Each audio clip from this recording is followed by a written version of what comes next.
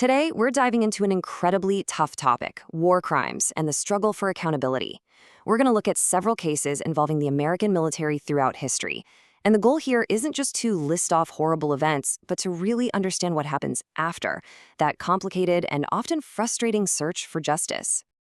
This is really the question at the heart of it all. In the fog and chaos of a firefight, where do you draw the line? What separates a tragic mistake from a deliberate criminal act? A war crime isn't just a bad outcome, it's a violation of the established rules of war. Things like intentionally targeting civilians or torturing prisoners. It's a question that challenges everyone, from top generals to the soldiers on the ground, to us as citizens trying to make sense of it. So to get a handle on that line, let's start with a really stark, modern example. We're talking about the 2015 airstrike on a hospital in Kunduz, Afghanistan. This incident puts that central question right in front of us. The thing about the Kunduz hospital attack is just how many safeguards failed. This was a Doctors Without Borders trauma center. They had literally sent the exact GPS coordinates to the U.S. military days before to make sure this wouldn't happen. And yet on October 3rd, 2015, a U.S. gunship just hammered it. For 30 minutes, it fired 211 shells while staff were on the phone begging military officials to make it stop. Doctors, nurses, patients, at least 42 people were killed. Some were burned alive in their hospital beds. And in the aftermath, the story kept changing. At first, the military said it was to protect U.S. troops.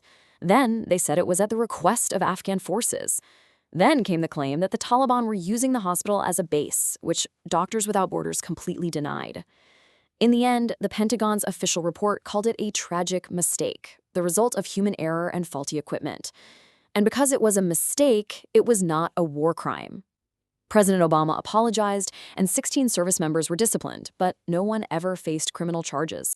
So Kunduz was officially ruled a mistake, but now we have to turn to a case where there was absolutely no question of error. The Mahmudiyah killings in Iraq in 2006.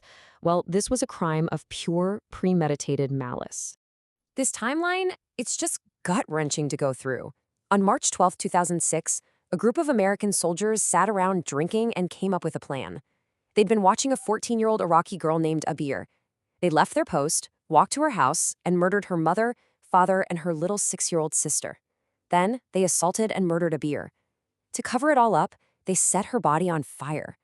And after all that, they went back to their post and ate chicken wings. The only reason this ever came to light is because another soldier heard them bragging and was so horrified he turned them in.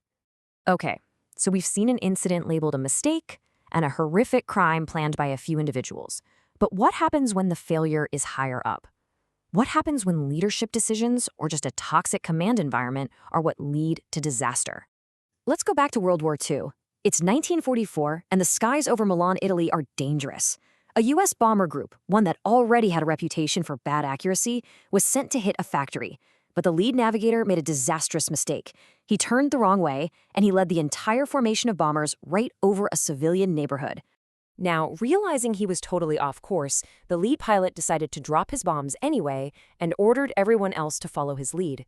The bombs rained down on homes, on streets, and on the Francesco Crispi Primary School. A total of 614 civilians were killed, and among them, 184 children. They became known as the Little Martyrs of Gorla. And despite the fatal error, no one was ever punished. Here you can see a really troubling line between a commander's words and actions on the ground. During the invasion of Sicily in 1943, the famous General George S. Patton reportedly told his troops something along the lines of, "Don't take prisoners." Now, whether he meant it as a literal order is still debated, but for some soldiers it was a green light. On the same day, in 2 separate incidents, an American sergeant and a captain ordered their men to execute 73 unarmed German and Italian prisoners who had already surrendered. And that brings us to the most important question of all: what happens next? When these horrible things come to light, is there any real justice? Let's take a look at what accountability, or more often the lack of it, actually looks like. Let's talk about Tiger Force. This was supposed to be a small, elite reconnaissance unit in Vietnam, but in 1967, for about 7 months, they went on an absolute rampage. Under intense pressure from commanders to get a high body count, they started routinely torturing and murdering unarmed civilians, old men in rice paddies, families in their huts. Some of them even started collecting their victims' ears as trophies. But here's the most unbelievable part of the Tiger Force story. It's not just what they did, it's what happened after. The Army actually investigated. For 4 years, from 1971 to 75, they gathered sworn testimony and confirmed the war crimes had happened. And then they buried the files. No one was ever prosecuted, not a single person. They just swept it under the rug, probably to avoid another public scandal as the Vietnam War was ending. The story only came out decades later because of investigative journalism. When you step back and look at these cases together, a really disturbing pattern starts to show up. For the Biscari massacre, this sergeant who was convicted was just quietly released. For Tiger Force, a confirmed spree of murder and torture, 0 charges, nothing. In another case, the Alhamdulillah murder, the ringleader's conviction was just overturned. And even in the absolutely horrific Mahmudiyah case, the mastermind got life, sure, but his accomplices were eligible for parole after only 10 years. So, after looking at cases from World War II, Vietnam, Iraq, and Afghanistan, what's the big takeaway here? What does this difficult history tell us about memory and responsibility?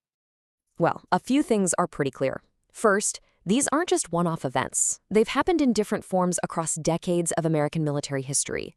Second, they run the gamut, from command failures and tragic errors to just calculated evil acts. Third, while the military often investigates itself, real, meaningful accountability is, well, it's wildly inconsistent. And that leads to the final and most important point. For the victims and their families, justice is often a ghost. Sentences get overturned, people are never charged, and the crimes are forgotten. And that brings us right back to where we started with a tough question. The rules of war exist to draw a clear line, a line between combat and murder, between a soldier and a criminal. But if holding people accountable for crossing that line is the exception and not the rule, then what does that say about how strong that line really is? What power do the rules of war really have?